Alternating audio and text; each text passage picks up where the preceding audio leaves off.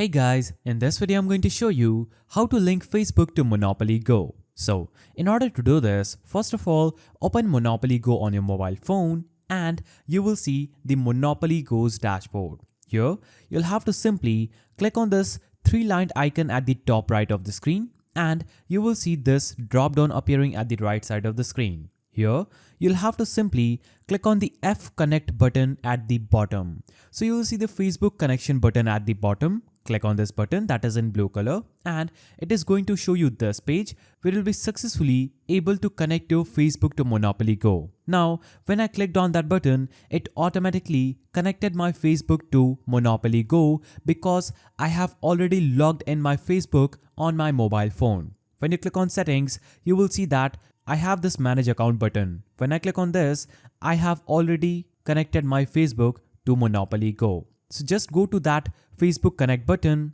click on Connect and you'll be successfully able to link your Facebook to Monopoly Go. Just make sure you have already logged into your Facebook account on Facebook app on your mobile phone. So that's how you link Facebook to Monopoly Go. If you found this video helpful, please don't forget to give it a thumbs up and thanks for watching.